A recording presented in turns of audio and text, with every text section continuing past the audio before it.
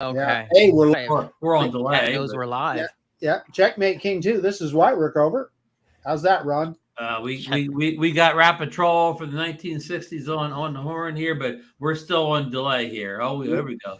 We're doing better now. Yeah, Rat Patrol was a good show. John is not going to remember Rat Patrol, but that statement that I just made is actually from another show called Combat with an actor named Vic Morrow. What came first, Combat or Rat Patrol? Combat. Okay. Yeah. And Vic Morrow is famous for, he actually, unfortunately, he died in the making of the it was a movie, John Landis. The movie in the early 80s with the remake of, well, kind of not remake of Twilight Zone. Yeah. Oh, that's right. It was Twilight. So not to get too far in the weeds, but John, just for your information, so what happened there during the 60s is those kind of war TV shows were kind of popular at that point. And then you got the Vietnam War, and people got so sick of it that they had to take those kind of TV shows off the air. That makes sense. Yeah. Oh my God, Ken Dono's here. Holy crap! Wow. Did you finish hot mopping your floor? Yeah, I'm gonna drop a lot of F-bombs tonight because of the name. And do a lot of 3D printing. Got to do the 3D printing. Hey, that's we for talk sure. about that later. Billy's into 3D printing, so we've got to put that in the show notes. Hey, well, you know what? Billy got our friend Johnny Alfonso into that hook, line, and sinker. He bought that Anchor printer. I saw he was printing his Benchy. Billy, Johnny called me the day after you put that video out, and he said he ordered it. That's awesome. I mean, it's my first experience with it, and it's super helpful. Like, if you ever need anything, you can just print it. Like, you don't need to go to the store or something like that.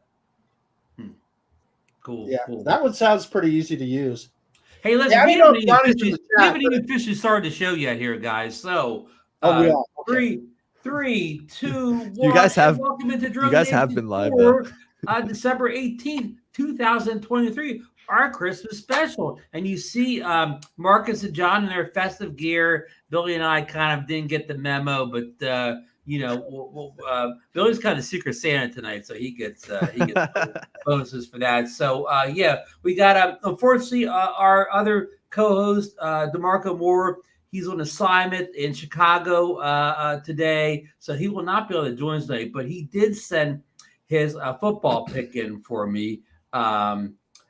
We have the let me run this by real fast. We have the Philadelphia Eagles 10-3 versus the Seattle Seahawks with a record of 6-7. The Eagles are giving 3.5 points tonight, and both teams are kind of coming off. Eagles have lost 2 straight, but Seattle's coming off a four in a row losing streak. So both teams need a big win tonight, and DeMarco is solidly behind the Philadelphia Eagles tonight. Good, and I used to live in Seattle. I got to go with the Seahawks. Okay, that's just messed up. I really don't care. What's really messed up, Billy, is there were 2 Monday Night Football games last week, and the poor DeMarco got them both wrong. They both were decided like at the last seconds of the game. Well, I think the Eagles are going to pull it out tonight. I got it on the TV. I have them on my iPad. They're up 7-0. They scored on the opening series. So yeah, it looks like they're heading in again. And Seattle starting quarterback stopped playing. So that helps too. So. Hey, Billy, Johnny is expecting a commission, I guess. Johnny, your check will be in the mail next week. Yeah. Hey, Johnny, Billy probably made like 2 cents off of the affiliate link, so you get 1 cent off his 2 cents. So. Listen, let's get off the football here before we lose everybody. No, keep the football going. I got to do a shameless plug before we get into the agenda here. The Ken Heron day after Christmas Drone Meetup is on the Tuesday, the 26th at 12 p.m. Eastern Standard Time in front of Shrivers Candy Store right there on the boardwalk. So it's free this year. Just show up, bring a drone. We'll have a good time. I guarantee it'll be a warm day. It's always a warm day the day after Christmas. Billy, you have it? You think you can make it that day, or you got plans? Yeah, it's always a good time because my mom's birthday is the 28th, so I pretty much just hang around. So I didn't know he was doing it the day after, so I'll make sure it's in my calendar. Okay, cool. And maybe you can bring Sam with you. Yeah. I'll have Sam bring his Mini 2 with him. He has a Mini 2 that he never flies. Let me get that in real quick. Billy's appearance tonight is sponsored by Sam Lepore Real Estate Group. Go to samlepore.com and buy yourself a nice beachfront buy a new home. cottage. So he's a shore real estate agent. Is that what his kind of specialty? He sells at Morristown too, which is the nicest town in South Jersey. Yeah, he's the top dog agent in that area. And Morristown is the cream of the crop. Yeah. So, all right. Enough football and real estate talk here. So let's go around the panel real fast and welcome everybody in. We'll go right to Billy. Billy, you haven't been here in a little while. We got a lot to talk about today. I know you've been up to a lot lately, moving around the country, but tell us what's been going on with you. Yeah, no, I mean, not too much. As of recent, haven't done anything crazy. Was doing a lot of the traveling just when the new drones were coming out, just to kind of get some cool photos and videos around in different spots. But I feel like, I guess, they've kind of cooled off for the rest of the year. I mean, I don't really anticipate any other releases this close to Christmas. And of course, really, there's no other company to look at other than DJI, because all of the other companies have seemed to just give up, which is a shame. But I would assume that, like, moving on now, probably the springtime is going to be when we see anything new. I will give a little tidbit that there is some pretty cool updates coming to the drones fairly soon. So we do have that to look forward to.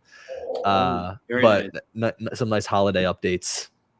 Good. We'll get more into DJI's great year. That's one of the stories on the list here. So thanks for that update, Billy. John Cuppi hasn't been in a while either. Has it been since you and Patrick were on when you did all the river stuff last summer? Yeah, I believe so, Ron. I believe so. Yeah, I'm just chilling, here in mid-America. We're having kind of a wet winter so far, so not doing as much flying as usual. I'm kind of just looking forward to the spring. Maybe gonna build a new whoop or something for inside the house. It's probably much what I have going on the bench there. So Yep, that's pretty much what's been going on with me. Good. Speaking of wet, Billy, did you get all the rain in Philly that we got down here to shore? All the rain and wind in the last 24 hours? It's pretty much just nonstop rain for the past 3-4 days. And but it's supposed to clear up this week, which is nice.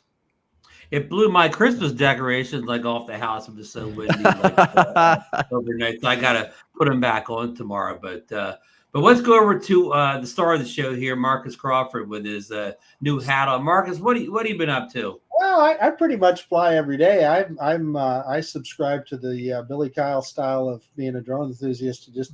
You got to fly. Yeah. So, I flew this morning, and within a half hour before it started snowing. So, you guys are already getting snow up there? Yeah. Oh, yeah. In fact, I had on December 1st, I had the Air 3. You always got to keep one in your car, right? And I met a buddy of mine for lunch, and it was a freaking blizzard, man. It was coming down. As soon as we were done and I left, it stopped snowing. I said, baloney, I got to get this freaking drone in the air. So I launched that baby. So right in between snowstorms. Anyway, so kind of did it again today too. But I've been messing around. Just to your point, Billy, it's so true. This is one of our stories coming up here in a minute. I've been really trying hard to make that. What is it? Potensic drone. Oh, Billy, all the bargain drones always come with real nice cases. Yeah. It's close. It's got potential. I haven't heard of their name in forever. Yeah. They mostly did toy drones until recently. It's so crazy. Even looking at the marketing material for these drones, it's so similar to what DJI puts out. It's not even funny. It is.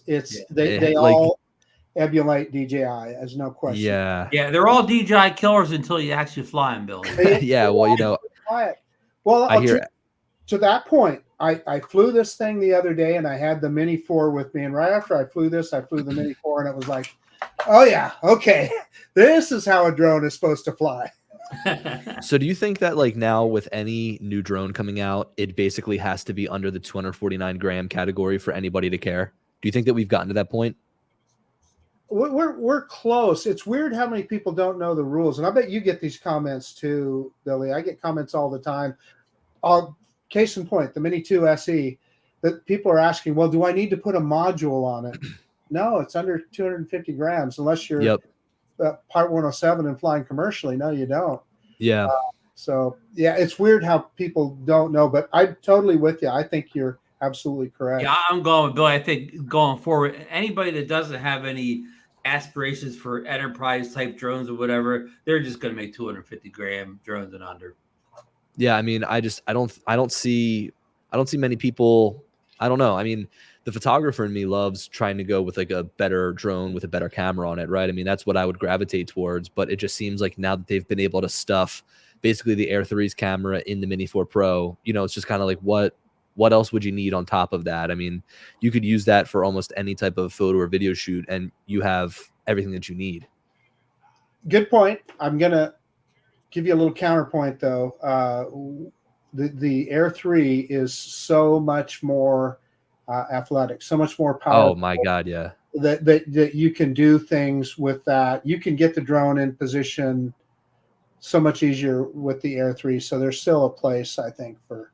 But I don't think that people care about that. I think that people just look at the size, and I think that that's the thing that really sells them immediately. Like you and I know, because we've flown both of those drones, that there's a huge difference. But when it comes to someone just looking and they're going to buy that one drone because they don't need multiple, they're going to probably go with the Mini 4, you know, almost 9 times out of 10. And that's valid too. And Bill, even kind of like in photography with cameras, you know, there's all these full frames out there. You like the Sonys and so on. But what's the hottest camera out there? There's Fuji X100s that are like, you know, the crop sensors, but it's the hottest camera. They sell for much more than what the you know, the price is. You can't get them, whatever, just because they're compact and they look kind of cool and retro. Yeah, and they still give you a great image, right? I mean, right. One of my biggest, they're the Instagram camera of choice, and one of my biggest gripes with the Mini series is like the dynamic range on the photos and videos aren't as good as like, you know, the Air 3 and Mavic 3. Like it just has such a more like full look to the images. So I mean, that's why I still gravitate towards them. Like the Mini 4 to me is like a great backup, like just in case. Or I've actually used it to do events. Like it's really good for events because you just don't make a scene. Like you're super quiet, super stealthy. So I agree. Like the Mini's the drone I pack in my backpack when I don't think I'm going to fly much. Yeah. Well, you know, I leave a Mini in the trunk of my car. So like Marcus said, it sits there with basically a 50% battery, but it's come in handy whenever I crash my drone or I chip a propeller or anything. Like it's just great to have that as a just in case because like you never know. Yeah. It's still, the footage is still better than not having anything at all. I got a question for Billy. Billy, do you still fly your Air 2S? Nah. Do they even sell that anymore? Like, is that for sale still? Yep. Still, and they sell it for the still. Yep. I see B&H has it discounted for $7.99. It's a great deal for the money. Yeah. You know what? I'm never going to sell mine for a couple of reasons. One, that it flies great, and the image quality, and it's almost just the right size when you're traveling. It's more compact than the Air 3. It fits in kind of the same package as a mini drone, but yet you have a more powerful product.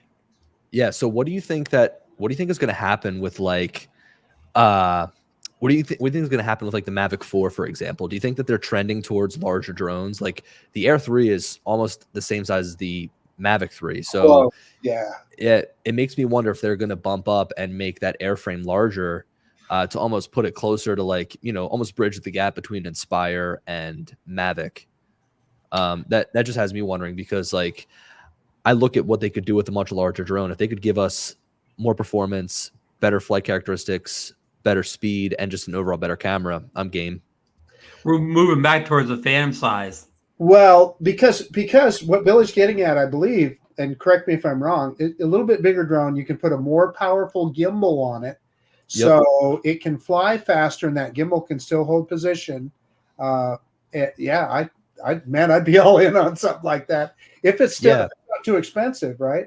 Well, I mean, I really just wish that they'd go down the route of like modularity, where you'd have all of these modular pieces, you know, with different cameras, for example, right? I mean, you look at the options that we have for older drones like the Inspire 2, they're all very similar. But I just think that if they had that modular capability on like a Mavic 4 airframe, it'd be really cool to be able to experiment with different cameras, have different payloads for different things, make it user swappable. So like me, you know, when I'm out and about, I can just swap on different lenses, be able to take advantage of, let's say, a 4/3 camera that, you know, not only is just a 24mm focal length, but I can switch to like, let's say a 50mm focal length if I wanted to, and still have the same size sensor. Because while it's nice to have all those different cameras, it sucks that you're jumping from different sensor sizes. So you feel like the image is just different, you know? Right. Yeah, that would be, definitely, that would be something I would be looking for the Mavic for, something like that. So let me ask you, I got another question for Billy. Do you think it's possible that they could ever put a true mechanical optical zoom back on a Mavic? I think so. I mean, look at what they did with the Mavic 2, right? I mean, they were able to pull it off there, and that camera wasn't all that big. I mean, I almost think that the Mavic 2 Pro's camera was larger than it, right? Right. It just comes down to like what you prefer. Like they're going to take up a ton of space just to give you, let's say, 2x optical zoom on a 4/3 sensor. But would you prefer to have the 3 different cameras now where you have, you know, 24, 70, 166 millimeters?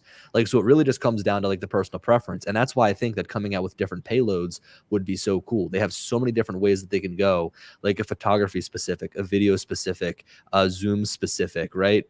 Maybe combining them all into one. Like I just see people spending a lot of money buying all of these different, you know, all of these different payloads. Oh yeah. Right. Really, I mean, look, what it comes down to is they want to Yeah. try to make a drone that's profitable and is going to make them the most money. And I mean, I don't know about you, but like if they came out with 2 different drones with 2 different payloads, I'm just going to buy one, right? Like I don't have a need for 2 of them. But if they sold me the drone and I could buy 2 payloads, well, I'm probably going to buy multiple of them, you know? Yeah. Yes. Yeah, Hey, Liz, I want to interrupt and we'll put Drone Guy 42's question up there for the whole group here. He said, I asked this question today on Facebook. I will be getting a drone soon. I'm debating between a Mavic 3 Classic, which is too pricey for me, or the Air 3. Which one should I get? Can I start? Go ahead. The epitome of the sweet spot of consumer drones is the Air 3. Yep. Can't disagree with that. Yeah, Mark. this is I'm looking right now. I actually didn't really know what the price of the Mavic 3 Classic was, and spending the extra $500 for that just doesn't make sense to me in a lot of different regards. If you're doing some kind of professional work, you know, potentially you'd go for the Mavic, but I don't even think so. I don't think that that's a good enough reason to. I mean, what if his primary focus is photos? Would you go with the Classic if you're primarily going to do photos? I'd probably go with the Air 3 still, because I think that the 70mm camera looks better for photos than video. I think the video can sometimes be like a little bit soft in my opinion, but the photos look nice and sharp.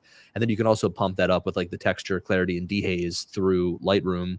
But you know, in my comparison video that I did of Air 3 versus Mavic 3, I think that the Air 3, like the actual body of the drone itself, kicks the Mavic 3 in the ass like all day long. I think that it's a much better drone. And then when you look at the actual camera, when you compare the Classic to the Air 3 has so much more capability and so much more functionality. Now, when you get to comparing it to the Mavic 3 Pro, of course, that camera is way better in a lot of different regards. But the Classic, to me, doesn't have a camera that is $500 better than the Air 3. That's a great point. And I agree with you. The way the Air 3 flies, I mean, the 10 meters per second ascent, 10 meters per second descent. It's just, that thing just moves wherever you want it to go. It flies a little bit better than I was flying it today because I've been flying my Mavic 3 Pro recently, like basically the entirety of all the shoots that I've had. And I flew the Air 3 today for the first time. And again, it shocked me how quick that drone is. Yeah, that's exactly right. My Air 3 actually has a cracked optical avoidance sensor on the bottom because I slammed into the ground because I was flying too fast in sport mode. I slammed it right into the ground. It kind of descends too fast, almost. Yeah. Look, I don't think there's such thing as too fast, but you know, if you're not waiting, if you're not like prepared for it, you're probably gonna get in some trouble. It drops like a rock. Yeah. Hey, Marcus, you forgot to tell Billy probably your most important news. Marcus has a couple of videos. He got to film a new restaurant that opened up in the Boise area just recently. Nice. What was it? Yeah, was it? we got an In-N-Out. Yeah, nice. About a mile from me here. The 400th store. The 400 store. It's insane. The first day that they had a line, and the logistics, it was like Disneyland the way they had it set up. Was it like the 8 lines? I saw that on Twitter.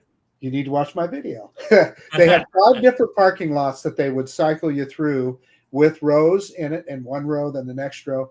But at the peak, it took 8 hours to get from the start to get to the drive-through, and people actually did it.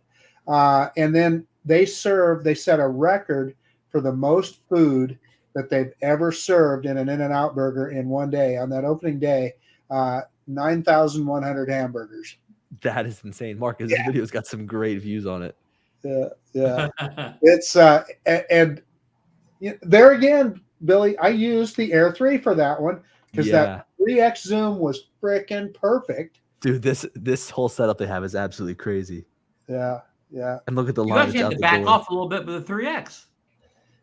Yeah, and by the time I got to it, Billy, there was, it wasn't as full as it was. I mean, if you look at those pictures I had, I counted there were like 160 some cars in line.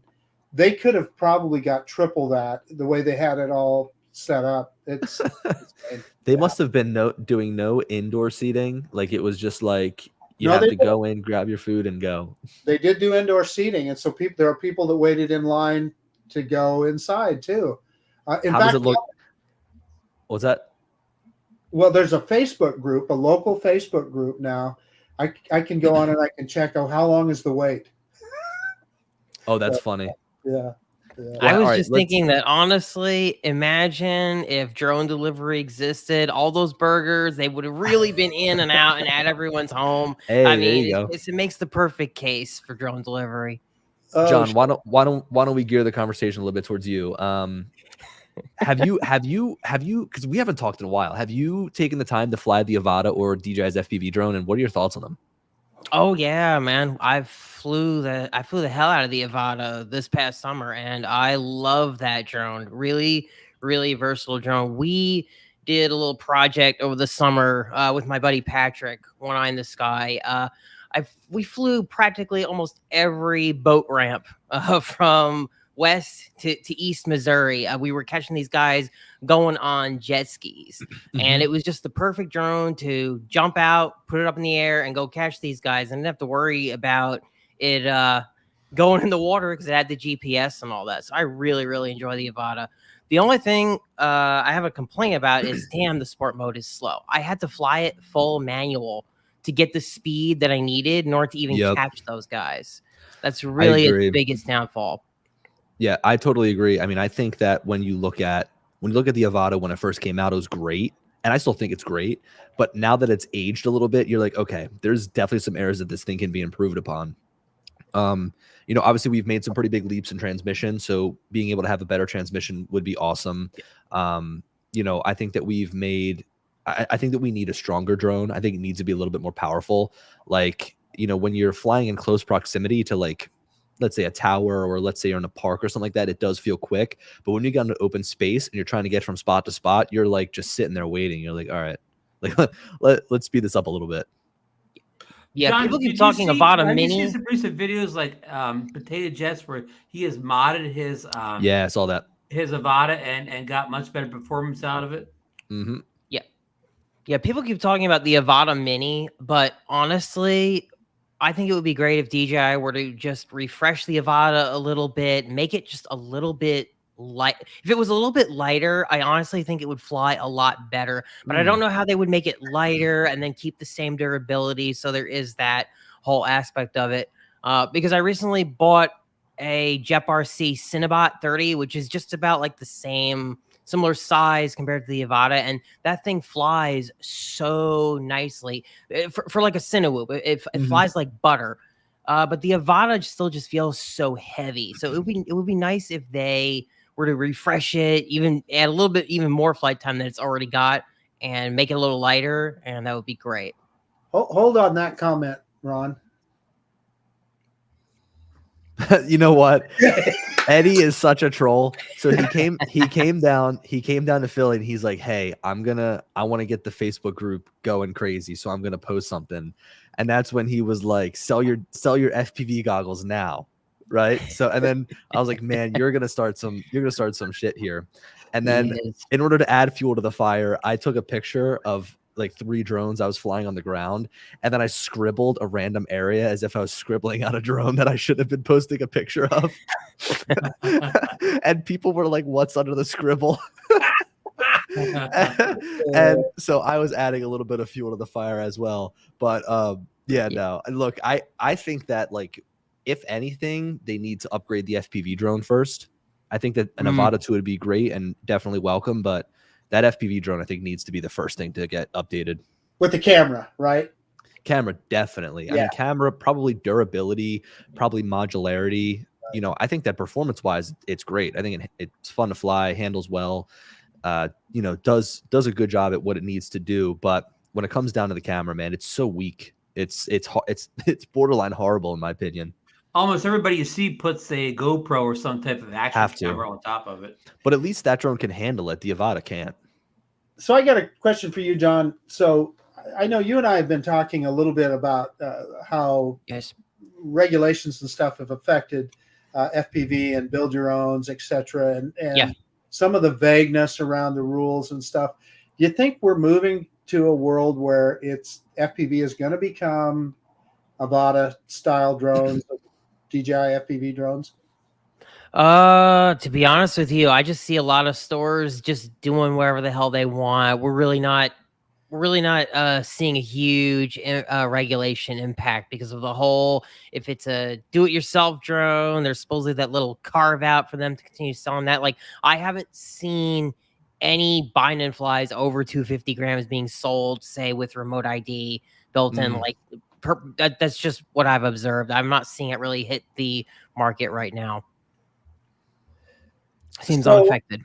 The rollout of remote ID has been so horrible. It's botched. Right. Yeah. To kind of on that question, we talked about Eddie Nunes. He recently put a video out where he's thinking about quitting all FPV except for DJI FPV. I feel like that was clickbait. Okay. I feel like there was a little bit of I think there was a little bit of clickbait involved in that. Okay. But he made sense in the video about all the stuff he has to go through to get these custom FPV. Yeah, look, I couldn't spend time building. I mean, it's just not something that I'd want to do. I understand the benefits of it, right? I mean, like, there's a lot of benefits to building your own. Way more benefits to building your own than what DJI gives with, like, their GPS features in my book. But it's just so easy to just buy it and go. You know what I mean? And as long as you're safe and you don't crash it, which sometimes can be tough, but as long as you're safe, you're not going to have to go and, like, continue to rebuild or rebuy. But the Avata, like, dude, you can slam that into a metal pole and it's fine. And Eddie's main goal flying the FPV is not to maybe do flips and rolls. He's trying to get cinematic footage with it.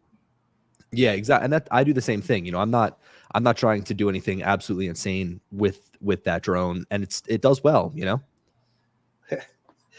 But again, though, the big question that people have, though, I keep seeing these discussions over and over. Is it going to be the Avata? Is it going to be an Avata Mini, or is it going to be a refreshed Avata? You know, I err on the idea that I think it's going to be a refresh. That's what they're looking toward. Okay, that's John. just my prediction. All right, Mr. Cuppi, put your money where your mouth is. So if we get a refreshed Avata with just what you're describing, higher speed and so forth, is that something we'd see in the Cuppi drone?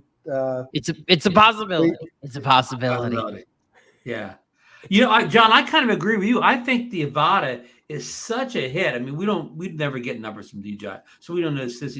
I think there's such a hit that I think DJI just pass over the FPV drone 2 and go straight to a refresh Avata because I think they think there's more money in something. I think they should have come out with the Avata first. Really? Yeah. I bet you DJI would agree with you. Yeah.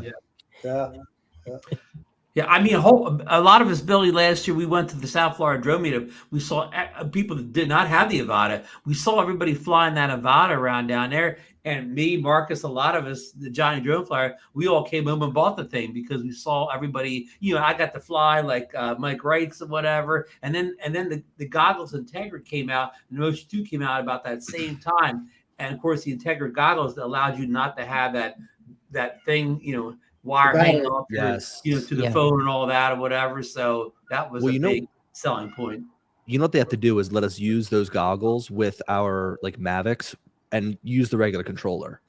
I mean, right now you're limited to just using the motion controller, which is fun, but I mean, there'd be so much benefit to having the Integra goggles with you, totally wireless. You just go, you throw your controller on, turn it on, throw your goggles on, turn it on, and you're good to go. Yep. I mean, really, that would be what I wanted also. I think it would help with controlling your exposure from a photography and videography aspect. I think it could help with framing in a lot of aspects. And even now with the vision assist mode, being able to see around the drone when you're flying around, like now it's like you have eyes around the drone and you can just continue to be inside of the goggles, And why that's important to a lot of us people like you, Billy, is that sometimes it's not that you want to fly in the goggles, but you're in bright sunlight. You cannot see anything. But putting the goggles on would alleviate all that, being too bright to see anything to fly. Yeah, I mean, the RC Pro is great because it's got 1,000 nits, but it still seems a little bit dark for my liking. Like, it still seems a little bit dark, especially when you're in the middle of the summer trying to fly. Full sun. We need 2,000 nits, and I'm not joking about that one bit. We need a 2,000 nit display. It'd be awesome. At an affordable price, Marcus. At an affordable price. I'm going to push back on you guys a little bit with the goggles. My issue is situational awareness. I had a situation, I talked to Ron about this, where I was at a park one time, and I had the drone hovering in front of me, and I was just getting ready to do a droney, and sitting at a park bench, and these little kids came running up. I had the drone right in front of me. They were going for that drone, man. Oh, wow. And if I'd had the goggles on, I don't know. Hopefully, I would have seen them. But you make a good point. I think really what would be best is like an augmented reality set of goggles, right? So like being able to have something almost like Google Glass where you can see, but there's just a small little screen that you could either minimize and you could have to be small, or you can make it your full screen. You know what I mean? And that would also help you with visual line of sight rules and stuff like that. I mean, the Epson Moverio goggles have always kind of piqued my interest, but now they're just so old and they haven't been updated that it's just like such old technology. Right. Yeah. I agree. Yeah.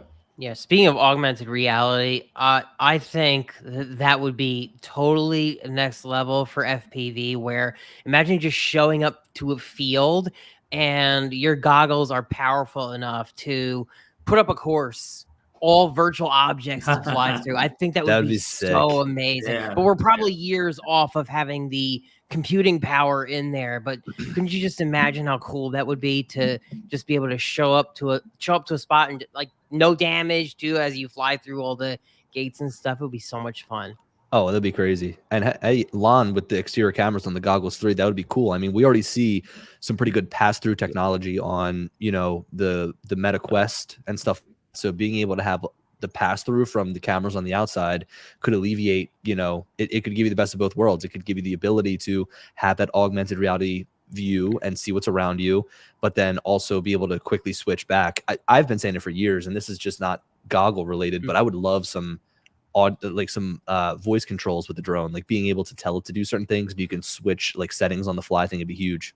Yeah. I'm having a hard time envisioning how external cameras on the goggle would work when it comes to like flying and paying attention to the flying, as well as what the cameras on the goggles see. Like I'm trying to figure out like how I would focus on both effectively. It's hard to imagine. You know what I mean? I totally agree. I think that it would just be like a novelty thing to like quickly be like, oh, let me look at my controller. Oh, let me look in my bag for this, or oh, let me do that, without having to take the goggles off, but you can still have an eye on it. I don't know. Or unless that motion detection, Billy, and if somebody did enter, like within 10 feet of you, then it would switch to a small window. Well, that's how the Meta Quest works too. Yeah. Yeah. Yep. So the new you guys just made me think about those. I can't remember what Apple calls them. Their new goggles. Yeah. I mean, just a little bit about those. my God, would that be perfect for flying a drone? Holy cow! If you just interlaid your controls right on what you're seeing out of those goggles, that'd be so cool. It would be great, but I think it's a product that's really just designed for interior use right now. Like, I don't think that you could use that outside, and I don't think I'd want to take them outside at the price point they're at. No kidding. Yeah, I agree. Hey, you guys, I've got to jump, but thank you so much for having me on. I know we didn't get to talk a ton, but you know, it sucks that there's not too much to talk about right now, but I think that in a couple of days we'll have some good news to discuss. Good. Real quick before we go, I know you did it on like Drone Supremacy, but tell us your favorite drone of 2023. So that was a hard choice between the Inspire 3 and the Avata. I wanted to choose a drone that really gave like a unique experience, because Air 3, Mavic 3, you have a very similar experience between the two. It's splitting hairs when you kind of think about like the differences that they offer. But like the Inspire 3 is just such a brand new platform. You know, it improves upon the Inspire 2 so much and gives you results that you really can't get with any other drone. And on the other end of the spectrum, it's the same thing with the Avata. Like, there's nothing out there that kind of offers that same flight experience that makes it super easy, ready to fly, but then you can flip right into manual. So that's been a drone that, you know, I'll go and I'll fly for like a week straight, and then it collects some dust on my shelf for maybe a week or two, and then I get the time to fly it again, and I just re-fall in love with it. So, you know, it was a toss-up between those two, but really just because I like photography and videography so much, that's why it came down to the Inspire 3, because the videos and the photos that you can capture with that thing are just out of this world. It's insane. Wow, good answer. And next time you come back, we want to talk about the I-95 bridge collapse in Philly. Yeah. Well, hey, you know what? I've got plenty of video to show you. So next time we're going to talk about that in in some detail. So I want to thank you so much for coming on tonight. I know it's a busy time of year. You know, come back and maybe join us in January when things are slower sometime. Absolutely. Have a very happy holidays, Merry Christmas, and yeah. And hey, Ron, I'll see you after Christmas. On the 26th, yep. Yeah. If anybody else in the chat is going, I'll see you there. So that'll be fun. Thank you. Good stuff. Take guys. care, Bill. Merry Christmas. Merry Christmas. Have a good one, man. Merry Christmas. See you. And that was Billy Kyle. Thank you. He these big stars have to run, but thanks for joining us. He gave us a pretty good Easter egg there, didn't he? He did. Yeah, that's exciting. Ooh, I can't wait. Read between the tea leaves and all that. Yeah. No, I don't think he wasn't even that vague, So this should be good. But DJI has a way of doing that, right? They all of a sudden will throw things in the in a firmware update or in an app update that just blow your mind. Losing what they call it, and I forget to use it all the time on the Mavic 3, the surround view where you can look out. Right. They use the obstacle avoidance cameras and kind of like security camera footage. Yeah. They just keep coming up, the augmented reality stuff that they gave us with Return to Home. Are we going to get some more augmented reality? That'd be cool, right? Yeah. So there's a lot of neat things. Yeah. Hey, and on that DJI updates, this is the number 2 story on the agenda tonight. This is the Action 4 DJI's action camera, and I don't have the other prop here, but just recently a firmware update came out last week. 01.03.0710 for the Action 4 that allows it now to work with the DJI Mic 2 that came with the Pocket 3 Creators combo. I know that's a mouthful, but what I'm saying here is you don't have to plug anything in the side or get a media mod. You just turn the software on inside, sync it with the mic, and now you have a completely wireless mic setup for your Action 4, which is fantastic. I mean, the only downside is that mic is not available for sale yet at DJI.com unless you buy the Pocket 3 Creators combo, which is like $669. But I'm sure, come the early next year, we will see that mic available as a standalone item. And it kind of trumps all the other action cameras out there because none of them have a simple wireless mic solution like DJI does now. And the cool thing about it too, Ron, is that the camera then remains. You don't have to have any doors open on it or anything. Yeah. So the camera remains waterproof. Yes. Yeah, fully waterproof and dust proof and so forth. So it's a big deal. Yeah. I mean, you and I have been hoping for a wireless solution for action cameras for a couple of years now, and it's finally hit. So. Yep. Yep. And you know, I'm sure we're a limited part of the market, those of us that are worried about vlogging a little bit, but Yeah. A lot of people don't care about capturing good audio, but I mean, it's more important than ever. Like John, you remember in the early days of YouTube, there was a lot of shaky audio out there, but now we're to the point where if you don't have decent audio in the video, people are going to turn it off, even if the content's good. Right. Yep. No, Audio, very important.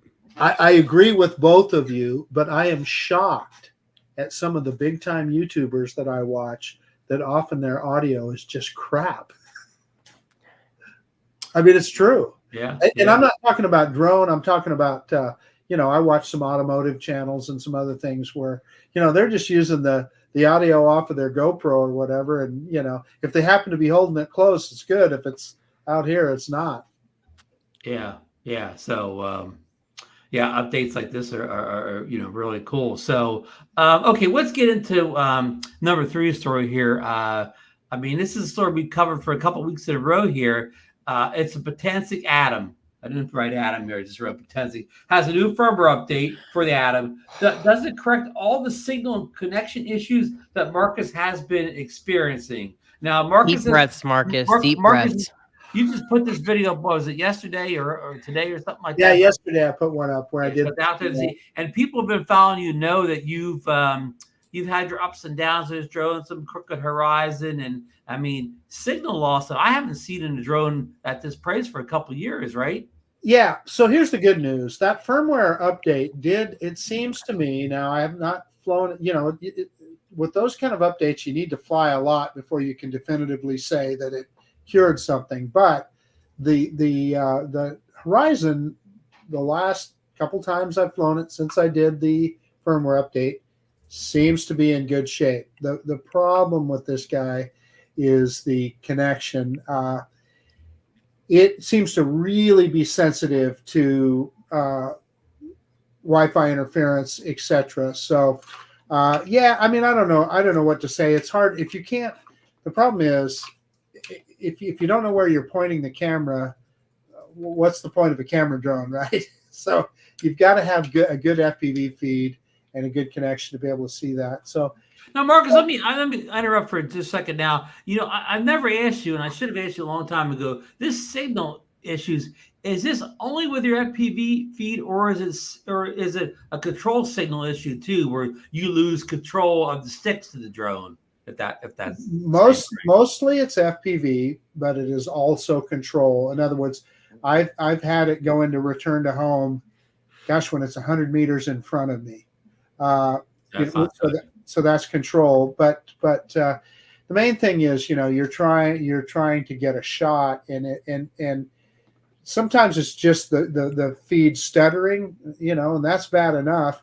But then other times it just goes completely gonzo, and you can't, you know, you just have a bunch of pixelated stuff. You don't know what you're looking at. And it's too bad because this drone actually has kind of a nice feature set.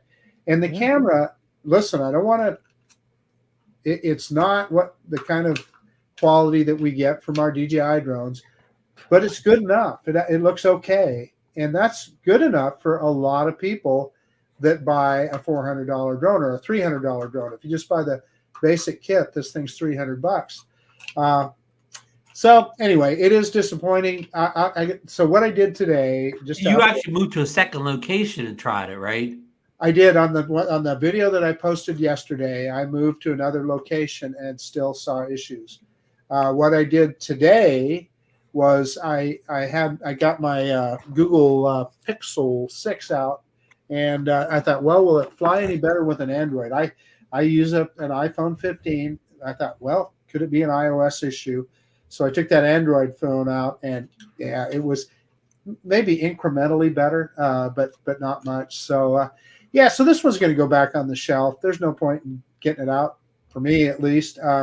If I one of these days when I get out to the Snake River Canyon or something, I might take it with me to get it into a completely Wi-Fi free environment and see if that makes any difference. But yeah, anyway, that's where we're sitting. Unless Potensic comes up with some kind of a firmware update or something that cures it, for me, that's just there's no point in flying it.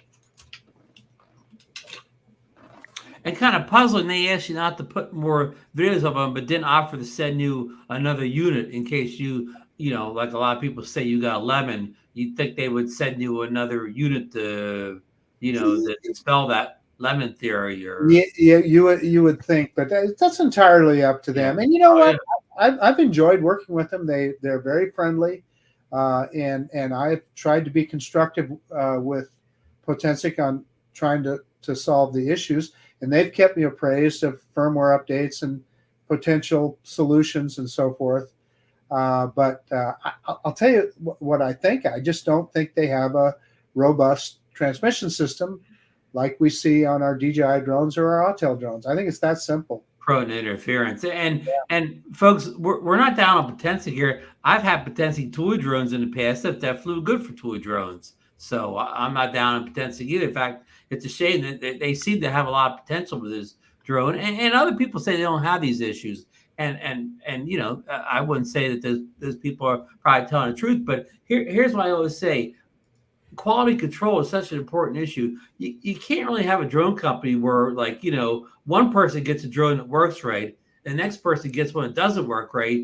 You can't be 50-50 or whatever. You've got to get 99% of them have to be right. You can't can't have every other one works right and the other ones don't.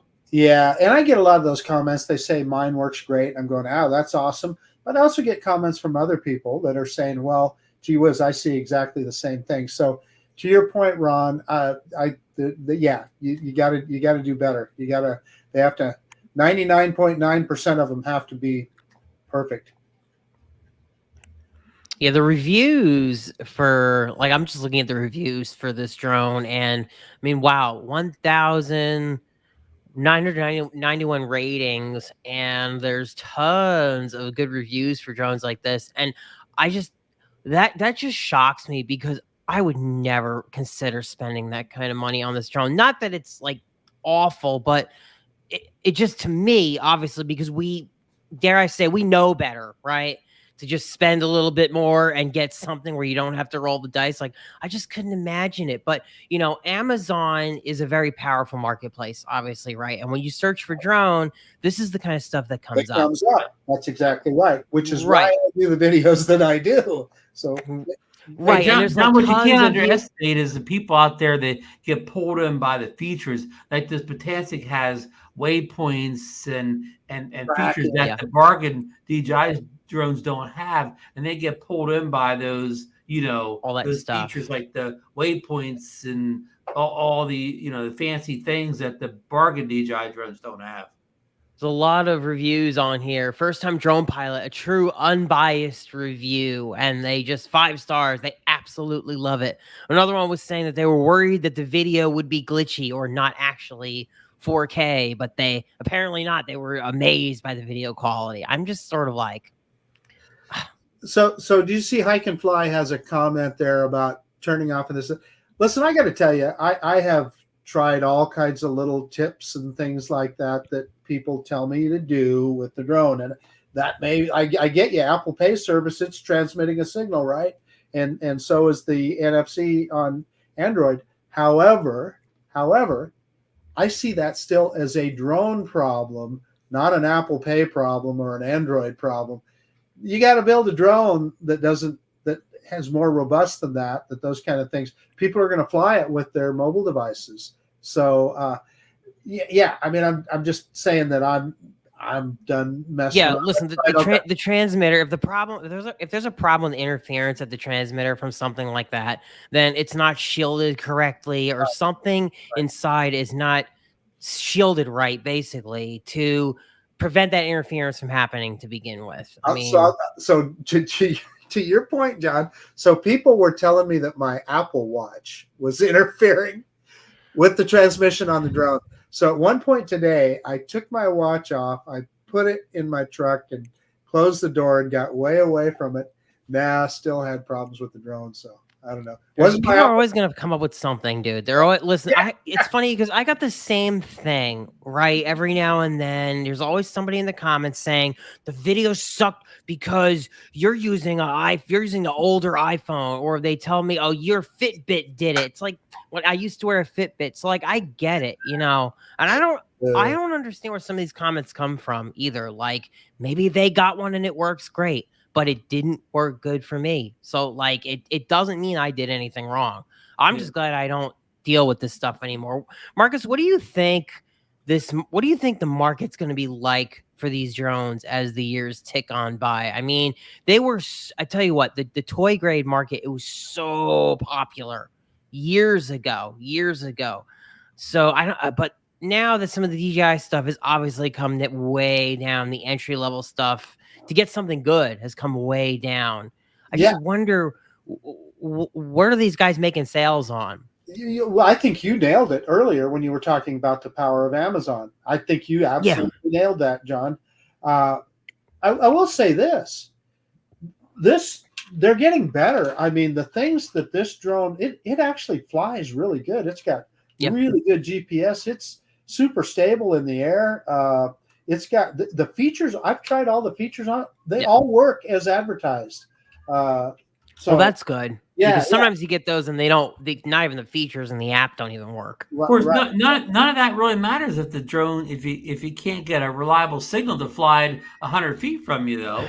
Bingo, Ron. Bingo. That's an absolute fact, and that's what I've been trying to tell people. And they go, when they say, well, the Mini 2 SE doesn't have tracking. Well, I don't know. Ron, does the Litchi app work with the Mini 2 SE? I don't know, but I don't think so. It has to. The at least Litchi for iOS only works Air 2S and older.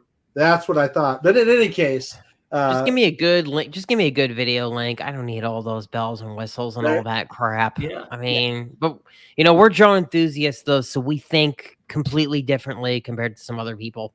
Yeah. So anyway, I really had high hopes for it. I was hoping that I could present a drone that for those kind of enthusiasts, those Amazon buyers, I could say, hey, go get this one. You're going to have a good time with it. And at this point, I can't say that.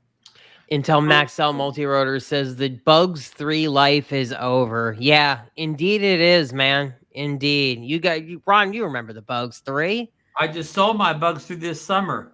That's right. I remember you sold it off. Yeah, man, those are the days. I swear things were simple. You know what, though? Things were actually simpler then. I mean, the drones like that didn't have all the crazy bells and whistles and stuff to go wrong. I say some of that stuff worked better back then because of that. Yeah. Of course, it did. It didn't have a camera. You had to put your own camera on it and all that stuff. So, Brian Siglin says lots of the cameras and the apps mess a lot of toy drones up. Yeah. So well, I'm just saying that when you can spend $299 for a Mini 2 SE, why wouldn't you? Yeah, I agree. You actually 100% have to have like tracking and waypoints. If tracking and waypoints are the only thing that matters to you, then you got to do something else.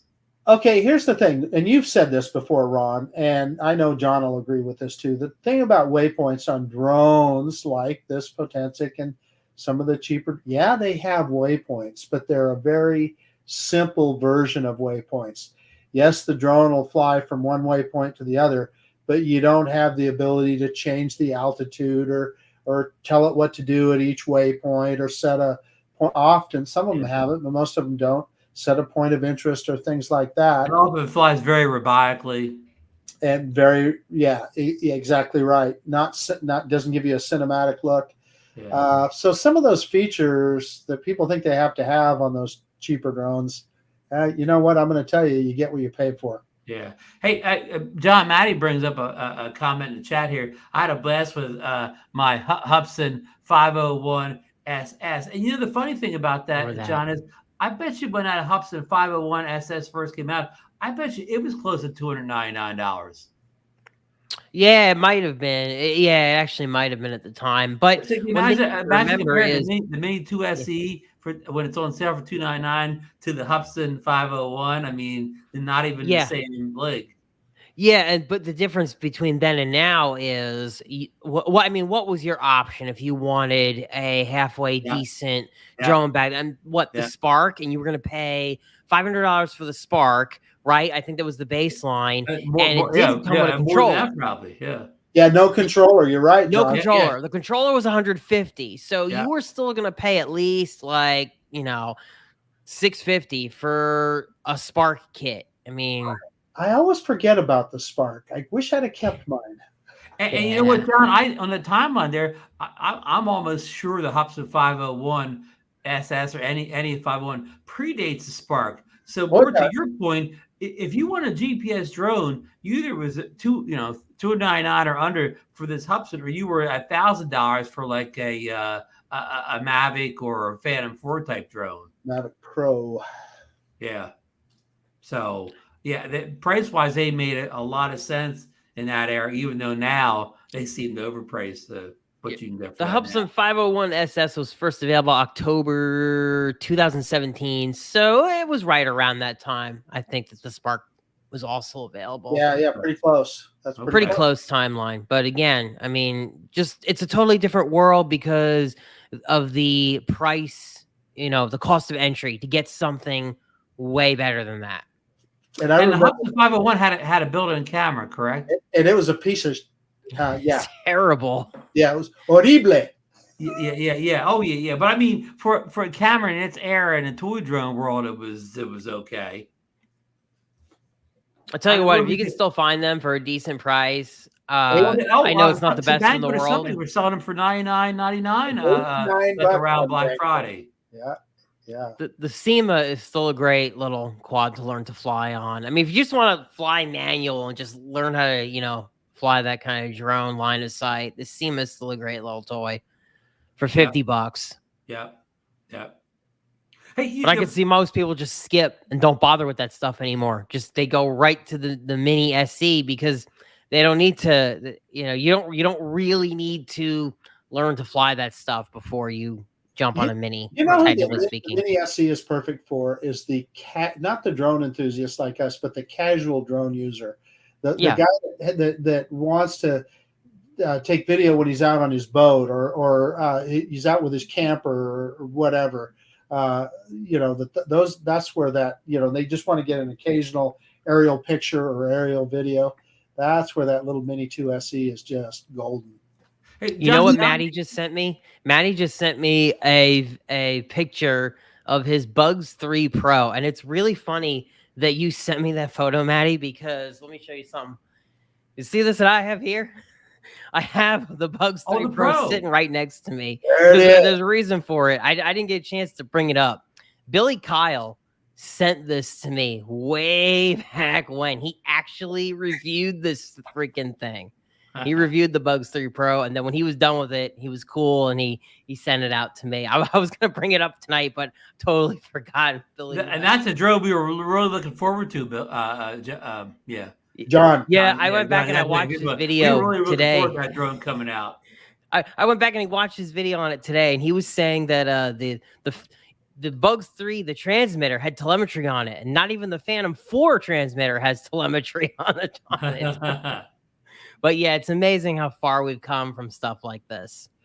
Really John, the Bugs 3 is I take it as a non-GPS drone?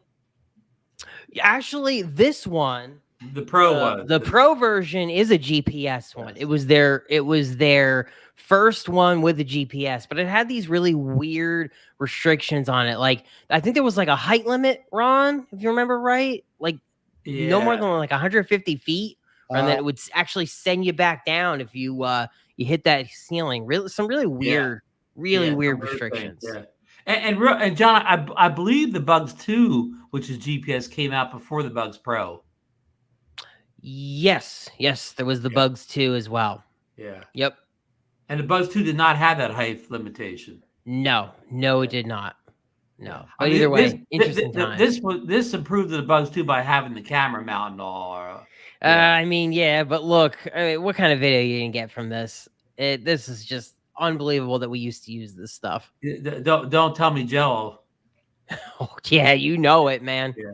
Hey, to a point you made a while ago, so many people's first drone is GPS drone now. I wonder how many people like in our day or whatever, we learned to fly, completely manual drones, line of sight in the backyard or the park or whatever. I wonder how many people nowadays have the ability to just like take up a completely manual drone and just fly it around the park or your backyard. Not me, Ron. Not me. And I mean, it's kind of, you don't, and it's one of those useless skills anymore. It really is. But don't you say that. It's not a useless skill. But every once in a while, like I've got rid of most, but every time I fire a toy drone up, like I'm always just flying around the house or something like that or whatever. And it kind of comes back to you real fast how to do it. Absolutely. Well, that's FPV flying, isn't it, John? I mean, that's what manual flight, right? Though, it's not quite the same, because when you're flying, something like the Bugs 3, you're flying that line of sight. In the goggles, it's completely there. I mean, yeah, it's manual, but you're not having to think about your orientation the entire time. Like, I know it's harder. FPV real well, but they go to fly line of sight and they can't fly for crap. It's harder, Marcus. So, John, you remember our friend Ryan Duvall sent me, what was it? Bugs 8, I think it was. Yes, and I had that too. Well, that thing, let me tell you, he gave me one battery with it, and that I think would last about 3 minutes or something like that. I could get that thing to hover for just a few minutes, then inevitably it always ended up going one way or the other, and I just couldn't recover. I never. Those Bugs drones, man, they were something else. Yeah. Yeah, it's like FPV in angle mode. Yeah, exactly. It'll self-level, but there's no altitude hold, so it's really easy to get lost. Well, that Bugs 8 wouldn't self-level. It was completely manual. Yeah. Yep. Fully manual. John, I think the first altitude hold drone I had was like the Seahawks X8. Yes, I had that too, and it was not good. Yeah. I quickly bought one, the one that did not have the altitude hold. But yeah, it's amazing to think about how things have grown, right? I mean, here we are. It's the end of 2023, and God, I bought my first drone at the end of 2014, which was the SEMA. So it's been I've been flying for quite some time now, and to think about what we have now versus then, it's just phenomenal, the options that there are now. I started in 2016. Yeah, 2016. I'm going to say with my first, toy drone, like everybody else, that you quickly crash and get rid of. And then, but I've told this story a few times, but I remember I got on a YouTube video, and this guy was talking about something called a GPS drone. And I watched him. I don't even remember what brand it is. I don't remember anything about that. But I remember he says, watch, and it took off. And man, the thing just hovered there. And he let go of the sticks, and he walked over and grabbed the drone, and he pulled it, and then it moved right back into the original position. I thought, man, that's the drone for me. And that almost exactly about that time is when I think I knew who DJI was. That was, but they came out with the Phantom 3 standard, and I think the one I got was a refurb, and I bought it direct from DJI. I'm telling you, for like $329 or something like that, and it was just. I remember I just was gobsmacked. I couldn't believe it. And I would, first flight, just like everything else, I had it up in the air and was flying it around, and no issues. But anyway, everybody has their start. Absolutely. I think I got my first was the SEMA, the SEMA X5, like I think Christmas of 2015. So about a year after you, John. So as we come to the end of 2023, kind of look at what's available in the consumer market. And as far as the big players, DJI has really just kind of taken everybody out. I mean, going back a little bit to when I was looking for something beyond the SEMA, I specifically chose a non-DJI because at the time I actually didn't want DJI. I didn't like their nannying of people. I didn't like that they were going to put the geo system. I didn't like, at the time, the support was terrible. Getting support was terrible. I didn't like that. So I went with Horizon Hobby, United States vendor. That was the 350QX. All the parts, you could actually buy the parts from them and change a motor yourself. Like, I love that idea. Even though it was a pre-built GPS drone, I loved that idea that it kind of had this hobbyist aspect to it. So that was my first quad. But Horizon Hobby, who also got their drones from Unique. You remember that brand? Unique? Mm-hmm. Yeah. They're gone. Unique, I think Unique doesn't do anything in the consumer sector anymore. Skydio, should we even talk about Skydio? That's a butthurt subject for some people. Sadly, it is. It is. It's a bummer. You know, Parrot gave up. I mean, it is kind of sad that, yeah, we've got really, really good drones for DJI, but the number of manufacturers that are worth a crap are much smaller than where we started. Yeah, it's and Alltel looks like they're losing support for the consumer drone market, going strong with the enterprise like Skydio. But you know, on the positive side of that, John, I think DJI had their best year ever releasing, I'd say products, drones in particular, but products overall ever. If we had to get stuck with one manufacturer, DJI is a good one to be stuck with. That's what I'll say. Yeah, from a technical perspective. And Matty says he still has his Unique Breeze, which was kind of like a DJI Spark killer. But actually, the Breeze came out before the Spark. But what the Breeze didn't do right, John, is they came out with like a Bluetooth controller that had range. It was a phone flyer, but they did come out with a controller, but it was only Bluetooth, so you didn't have much range with the controller. And then the Spark came out and kind of ate its lunch. DJI is the best until they get banned, guys. Well, so that's the story on the agenda here. Yeah, I read that too.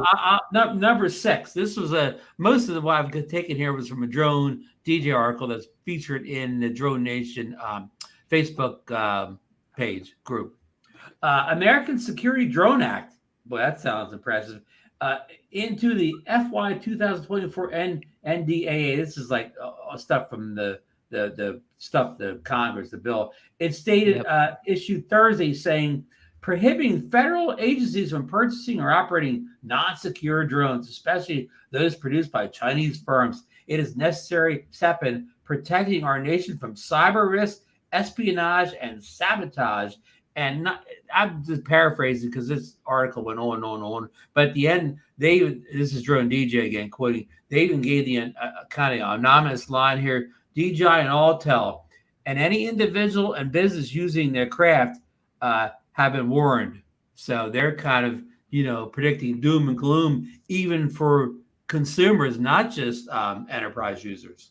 That, to me, that would be so tough to do. I could see how they could maybe stop DJI from selling drones in the United States, but I don't think they could ban, your existing user base. Of course, our drones would quickly become worthless because we wouldn't be getting the support and so forth from DJI that we are now.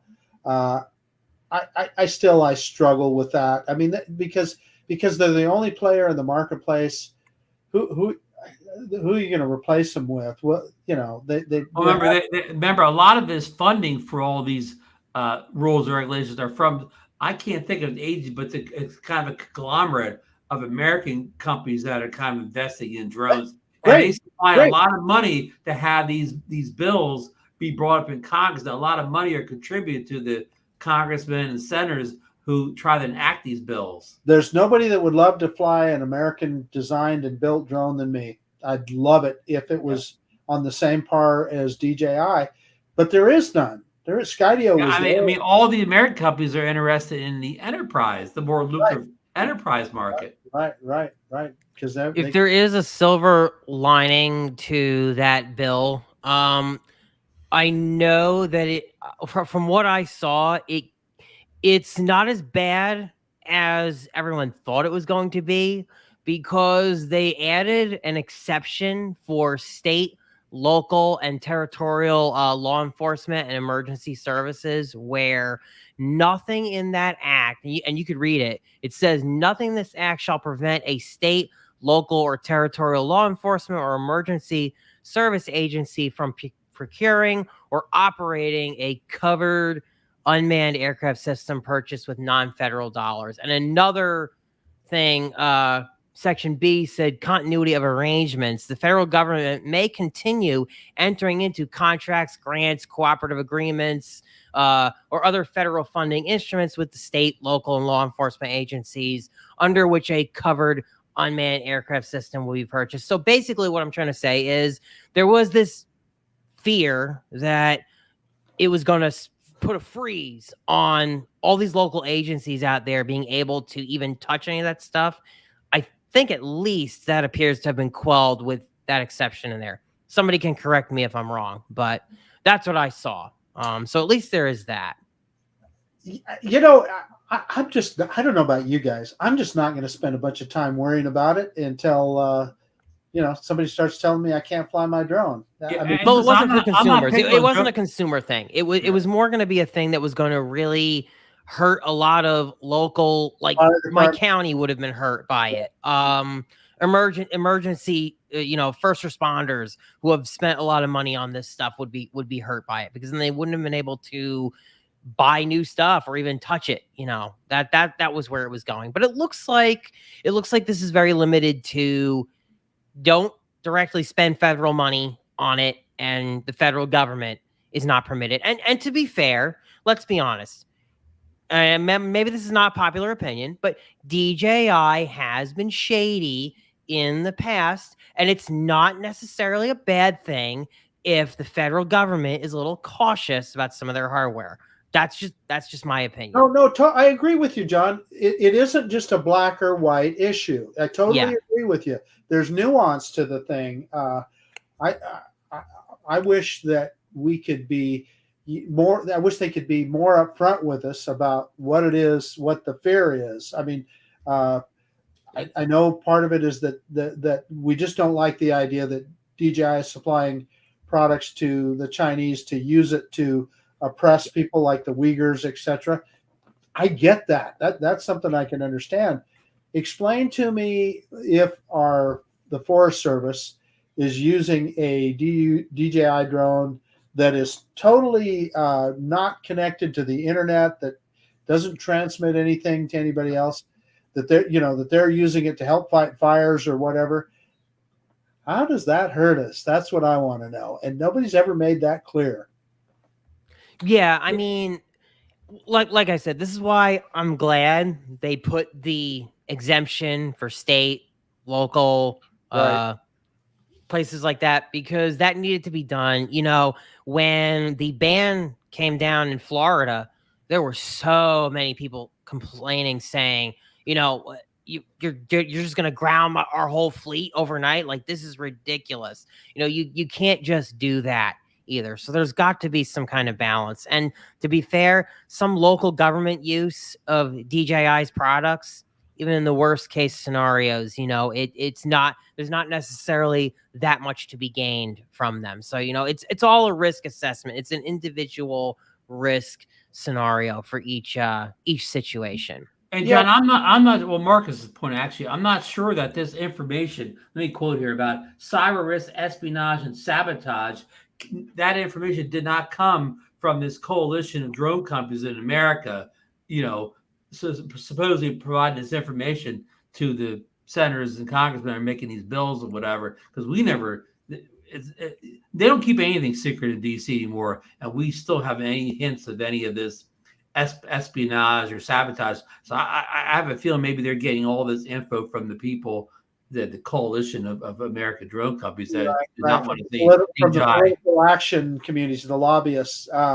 So what I've seen, like just here locally, I've seen our local police use their drones so effectively when there's we had an active shooter situation not 3 blocks from my house a few weeks ago, and that guy wasn't going to go anywhere.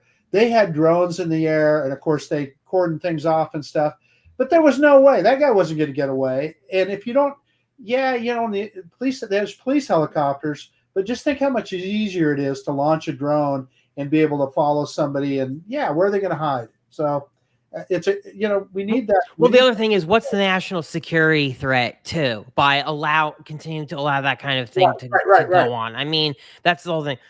Should the federal government be flying a DJI drone in a true top secret location? Probably not.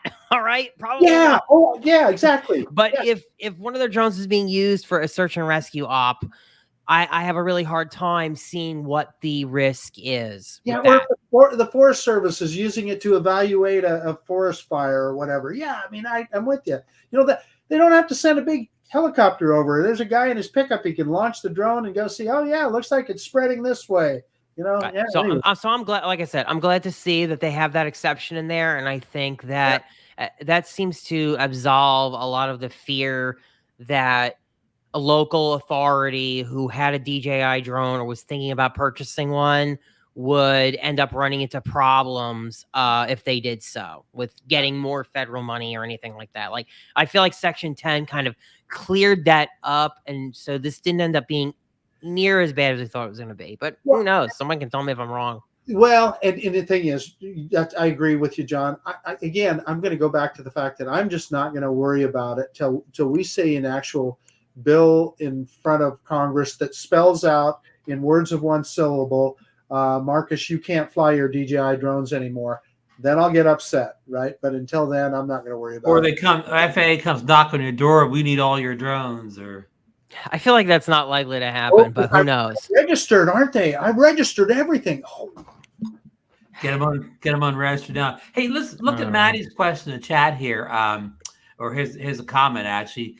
Marcus or John, do you think we will in 2024, or we'll say 2025? Do you think we will actually see a comparable American consumer drone made in this country that compete with any of the DJI drones, or other than the ones that John Cuppi builds on his own workbench? No.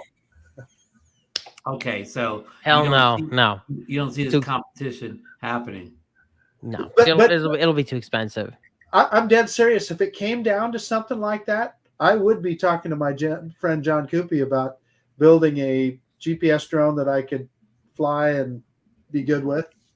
Guys, I really don't think that on the consumer level they're gonna come for any of our stuff. What'll happen? What would happen though is, if a company like DJI couldn't get their stuff approved by the FCC, then that would pretty much end up being the death knell. That's the way I would see it going down for us. I think they end up being unable to get their gear approved. I think in the DJI and the drone DJI article, I think if you read every word, they even had a line in there about FCC, approvals could actually stop DJI. But then again, the DJI Vista is supposedly not FCC certified either, so who knows? So let me run that one by. So let's just say, for the sake of argument, that the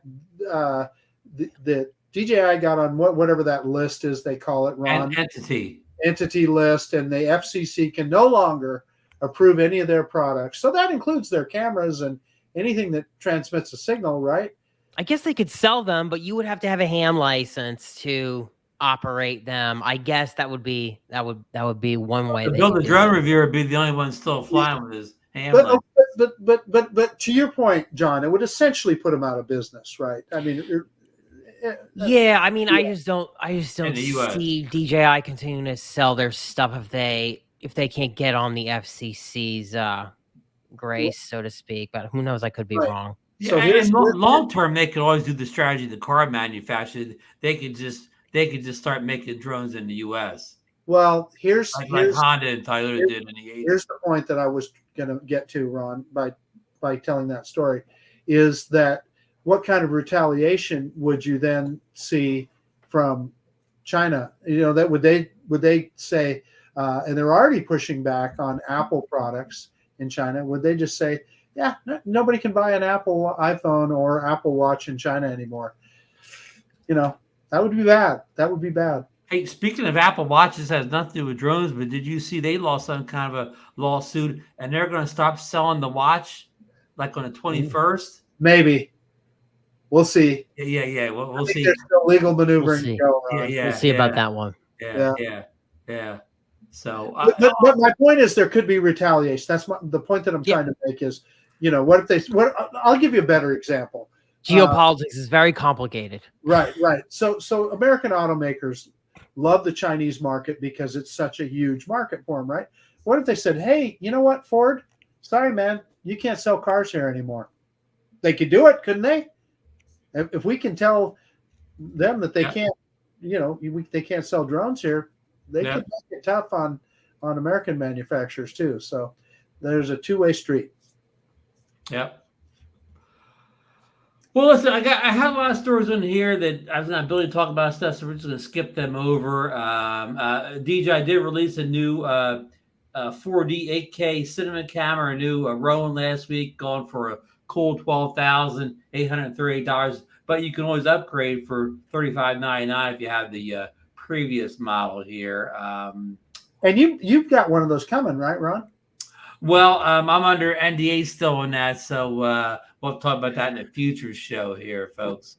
Santa Claus is he's delivering, I believe. And the Litchi for iOS, and this is a complicated story too. They've released a new version, version 2.15.3. It fixes an issue with app crashing when stitching panos, and it fixes app crashing on older iOS versions. I don't really get that second part, but anyhow, this is only for iOS, and Litchi for iOS only works on Air 2S and older, which I think we mentioned a little bit earlier. And one of the confusing things out there is a story from last week, and some people I see have it on the internet too. There's a story of Drone DJ that DJI is discontinuing iOS for their SDK kits, but they're not for the Fly app. So if you want to continue flying your DJI newer drones with your phone with the Fly app, that's going to continue into the the future, whatever. But if you plan on flying your older DJI drones or even the newer ones with these SDK kits, they're going to be for Android only. So there's a lot of confusion out there. People think they're not going to support the Fly app anymore on iOS. It's the SDK kits they're not going to support on iOS going forward. So, which means that does that mean the writing is on the wall for apps like Litchi, is Kitty Hawk even still a thing? Like all the third-party apps that use that SDK. Yeah, and Maven's the other big one. Yeah.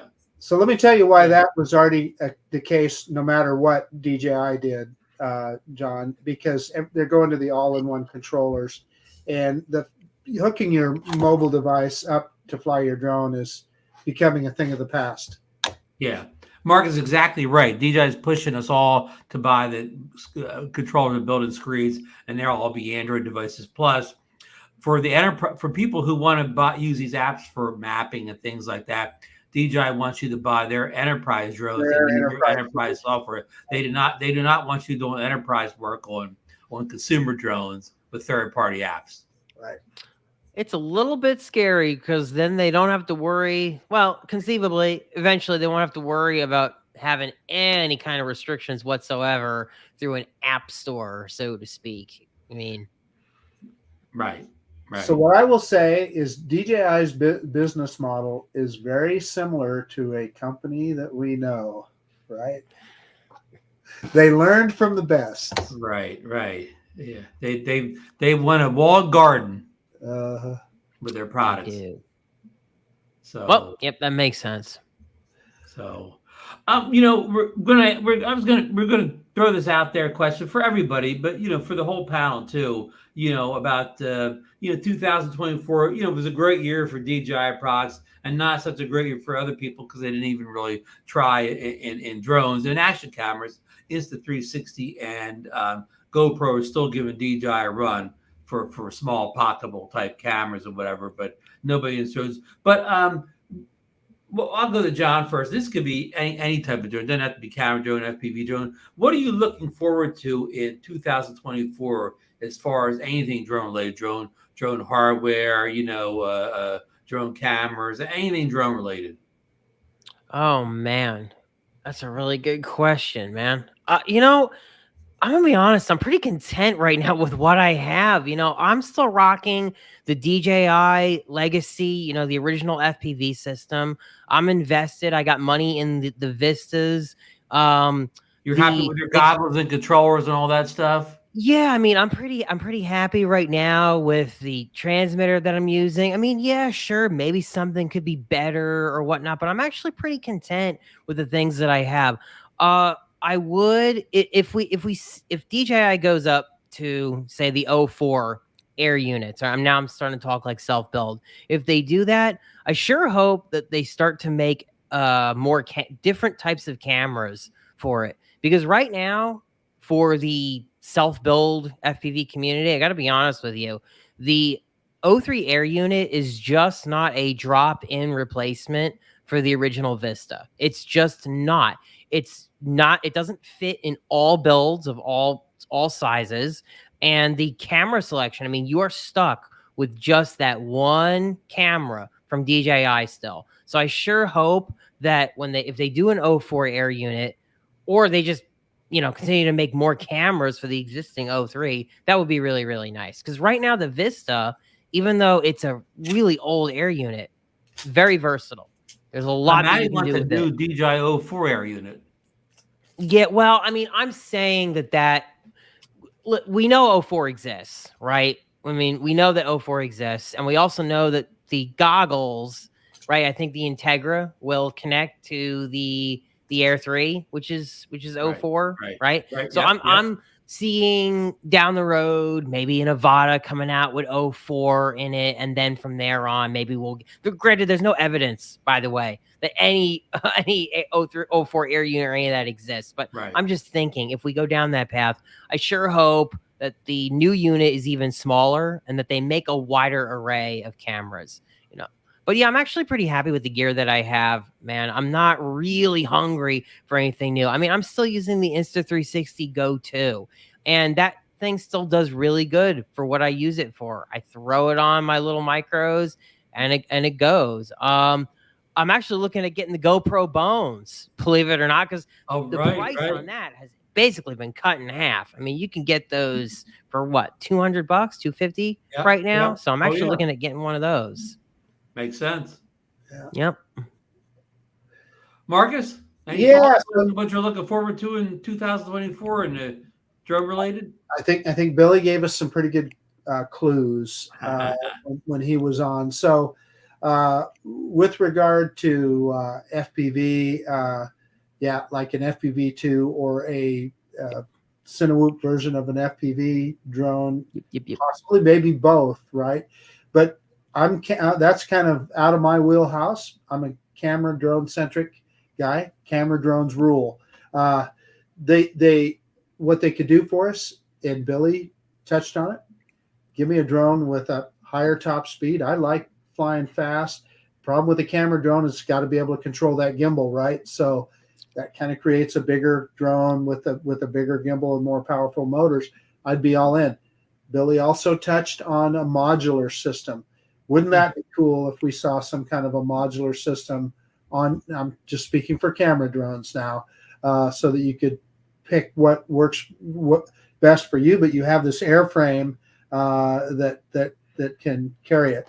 The other thing that Billy didn't say this time, but he's talked about it in the past, when it comes to tracking, DJI does a darn good job of obstacle avoidance and with APAS and tracking optically. What they don't do is when you're obscured by any kind of terrain or a tree or something, the drone really struggles to find you. So will they come up with a Skydio style GPS tracking unit? Beacon. Either a beacon, right? A beacon is one thing. Billy suggested a watch, or even potentially could it be an app for your Apple Watch. I'm not an engineer. I don't know. But something like that would be it would be a sales, something that would improve sales. Or my suggestion is go back to the Mavic Pro, where you had the tracking thing drawn in the box, but you also had the GPS to the controller tracking. Yeah, and the genius drone. I don't know why it has to be either or the newer. Well, it's not either or. Why it can only be optical tracking nowadays? Why can't they also track the controller? Yeah, I don't. Well, all I can say is that DJI has refined that to a tremendous degree. So if they could combine it with because a lot of times you go into the trees and it loses you. But if you had GPS tracking to the controller, you would not have that worry. Yeah, as soon as you came back into view, it'd go, oh yeah, it would have been tracking the whole time by the controller. Well, so it would. If it could switch back optical to controller, whatever it needed to do. Yeah, what I'm saying is to keep you cinematic, to keep you in center of frame. Yeah, right. And again, they could even fine tune that now, like with advanced technology. 5 years ago, technology is now it should be able to figure out where the controller is in the center frame to track you. So I don't disagree. Yeah, I don't disagree at all. So exciting times. And of course, Lon's saying Mavic 4, which Billy was hinting at, and then Jim's droning would like a FPV2, which Billy hinted at. For myself, I'm kind of like in John's boat. I don't really need to buy a drone in 2024. I'm happy with the drones I'm flying now. I mean, sure, Billy hinted at maybe a Mavic 4 with a kind of a module system, or I don't even need a module system. Just give me I don't want 3 different cameras on my drone. I want one good camera and switchable lenses. Well, that's I think what Billy was kind of kind of alluding to. But I'm gonna play the flip side of that card for you, Ron. Man, when I had my original Phantom 3, I thought, God, why would I need any other drone but this? Right? It was amazing. So I think DJI always throws something at us that makes us hit that buy button, and I suspect we'll see that again. Anyway, so I'll leave it at that. But I'll tell you, here's the thing for me, and Ron, I know you're kind of this way, and I think John, you're not so much, but maybe a little bit. What I love is the technology just floats my boat, and I'm a drone enthusiast, and when they improve the technology, I just want to see it. I want to get my hands on it. I want to see what it can do. Yeah, I am that like that too. But as I get older, I kind of like to sit back and look at the technology, say, it's amazing technology, but will it actually improve what I'm trying to do out here with the drone? Will it improve me getting better video? Or it will improve, getting shots and whatever. Sometimes technology is cool, but when I get it, I don't necessarily utilize it in the field, and it's kind of just wasted technology at that point. I get your point. I use it. That's a fair point, Ron. I mean, listen, there's a reason I don't own the 03 air unit myself at the moment. Number one, it's friggin' expensive, and I would have to sell and upgrade my stuff. And number two, even if I did, I've considered like, what am I going to actually do with that thing, right? For the kind of flying that I do in general, I pretty much just fly for fun. I fly a lot of the same places. I really just don't need to be running the 03 air unit. I don't. I almost feel like when it comes to FPV too, at this point, we're kind of plateauing. I think I would have a very hard time being wowed by a set of motors. Like I don't know how I would be wowed by a new frame at this point. Like, these things are so dialed in for the most part. They're so figured out, which is a great thing because it makes it really hard for somebody new to truly choose an array of parts that are actually bad. But that also means things are pretty mature now, and they're harder and harder to improve. And that's normal. That's normal for a market, that things eventually settle in. I mean, look at phones, for example. Yep. I gotta be honest with you. I've got the iPhone 12 Pro Max. I know what we're on 15 now. I just have no desire for a new phone. I don't. I really don't. This phone does everything that I want to do today. Yeah. It's just, it's fun. John, I guess it's fun to get a new phone. I got a 5x telephoto on this baby, John. John, Okay, John, I'm kind of with you with my Facebook record. where they compress it. We'll Yeah. take a look. And You John, guys get what I'm stuck, saying. I'm like you. I'm stuck in the past on like real cameras. Digital. Single reflex cameras. My ones from 5 to 10 years ago. They kind of still do everything I need. I don't need 100 megapixels. I don't need like 30 stops of dynamic range. I haven't upgraded because I love my old cameras or whatever. Yeah. I love kind of like some of the colors they have or whatever. I see no reason to update to the latest Sony super camera because I don't think it's really going to improve what I'm trying to do with it. Gentlemen, my wife keeps sticking her head in here. It's dinner time. So well, it's time to end this show anyways, guys. The The Eagles are entering the fourth quarter. They got a narrow lead here, so I'm going to go down and catch this fourth quarter. But I do want to thank everybody on the panel tonight.